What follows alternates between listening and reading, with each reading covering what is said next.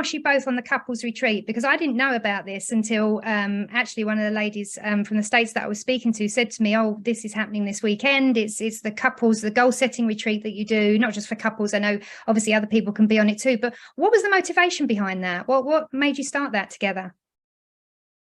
Well, going back to that 2002, when we started setting goals. After we had kids in 2004, I'm looking at I think it was 2006 was our first retreat. Mm-hmm. We had two kids 16 months apart, and Wendy gets all the credit. She's like, we were already setting goals, but she's like, let's get out of this environment. Get all the credit for having the kids 16 months apart, or for the for the goal setting retreat. But you just said, let's get out of here. And you downloaded a bunch of questions from the internet, and we went off so that we could focus on really get out of not washing clothes or doing the laundry or dealing with diapers, and focus on what do we want our future to look like. And so Wendy, every year, she would just top grade that list. And then when the one thing came out, or we were working on it, we started incorporating that into the process. And I guess people started reaching out to you pretty early saying, can I get those questions, right? Okay. Yep. That's how it started. And then we gave it out so many times that when the one thing started, we were like, well, let's do this with other couples. So we just created, and the first year was really kind of informal almost at KWRI. I think maybe 100 couples showed up. Yep. And that was in 2017 was the first one.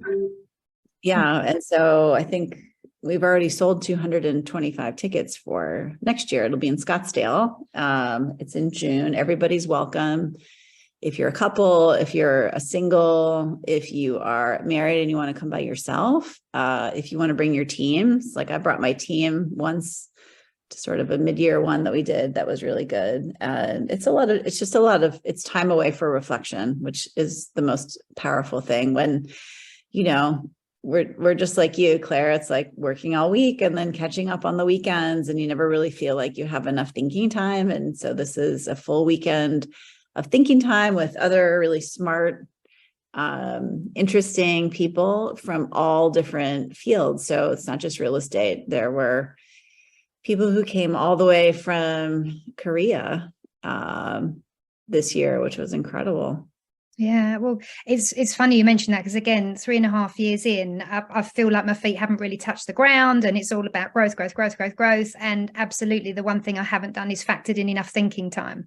That's so important, and it's something that I've learned in the last sort of 6 months or so. So I'm preparing my 411 for next year currently, and there's a lot of breaks in there for time out completely in the business, time out with my business partner to sit and really think through where we are, because it's all well and good. And again, it's something you said on the YouTube video that I watched, that you can create this fantastic GPS and 411 and then save it in your computer and just never really look at it. And that's where I was going wrong in the first sort of year or so, because I was doing it and thinking, why isn't this working? Why am I not actually, moving forward? And it's because, well, Claire, you haven't opened it up and had a look at it. That might be why.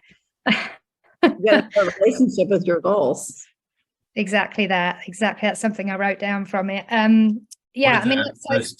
With the One Thing training company, we sometimes help people form habits. So I'm going to write about this next week in the 20%er. So I have no idea when you're sharing this. So it might be a sneak peek or after the fact. But one of the most impactful habits we ever worked on with a large group of people, we got about 800 people to set a habit of looking at their goals before they looked at their phone in the morning. That was it. Before I can look at my phone, I have to look at my 411 or my goals. Yeah. And they reported just outrageous results during that. They just got so much clarity before they went into the world of social media and email and other people's priorities. They just reminded themselves of what they said yes to. So that little habits can make a big difference in your life. If you can how do you keep what you want front and center with all of the distractions, especially in this industry, so much coming across your plate. Absolutely. And 66-day challenge, I have 3 of them printed off right now. That's me trying to build those tiny little habits, just so important. That's what I do with my team all the time as well.